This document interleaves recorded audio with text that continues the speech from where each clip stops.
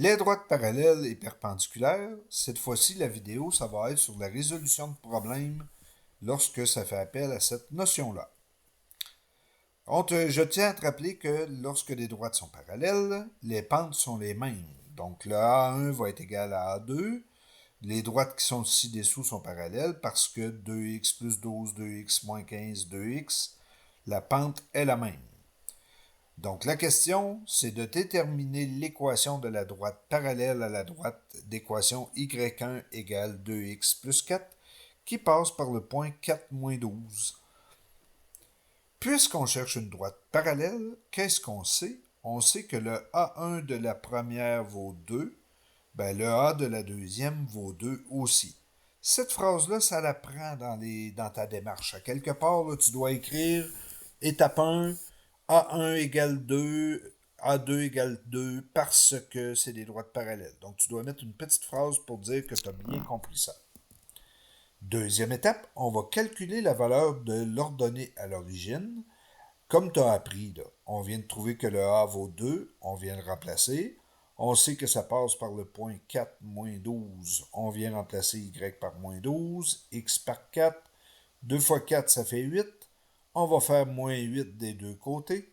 Ça nous donne moins 20 pour l'ordonnée à l'origine. Il nous reste à écrire l'équation. L'équation de la droite parallèle est Y2 égale 2X moins 20. Tu remarques, j'ai écrit Y1, Y2. C'est une manière de bien différencier les deux droites. Puis je t'encourage à le faire parce que des fois, tu pourrais avoir jusqu'à 3, 4, 5 droites dans un même problème. Ben, tu écrirais Y1, Y2, Y3, Y4, juste pour te démêler.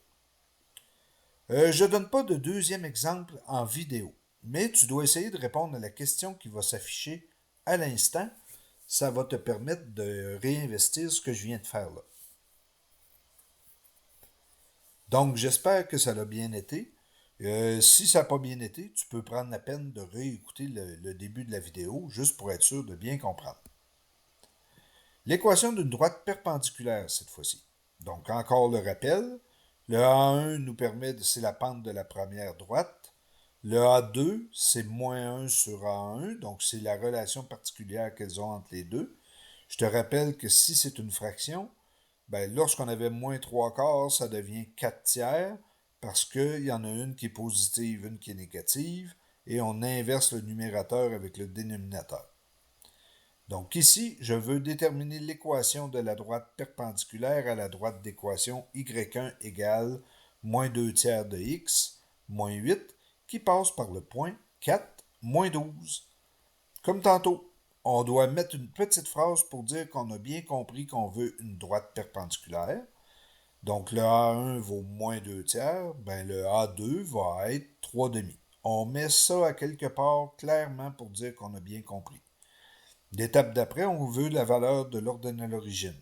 Donc, même principe. On a trouvé que le A vaut 3 demi. On vient de mettre dans notre formule. On vient remplacer par 4 moins 12 parce que c'est le point qu'on connaît. Donc, moins 12, 4. 3 fois 4 divisé par 2 ou 3 divisé par 2 fois 4, ça va donner la même chose. Ça va te donner 6. Donc, on va faire moins 6 des deux côtés de l'égalité. Ça nous donne moins 18 comme ordonnée à l'origine. Il nous reste à écrire l'équation de la droite est y2 égale 3 demi de x moins 18. Puis encore là, pas de deuxième exemple, mais tu dois essayer de répondre à la question qui va s'afficher à l'instant. Encore ici, si tu as eu de la misère à faire la question que j'ai fait, que tu as eu d'afficher, ben gêne-toi pas pour reculer la vidéo, puis réécouter comme il faut pour bien maîtriser les notions. Sur ce, je te souhaite des bons exercices.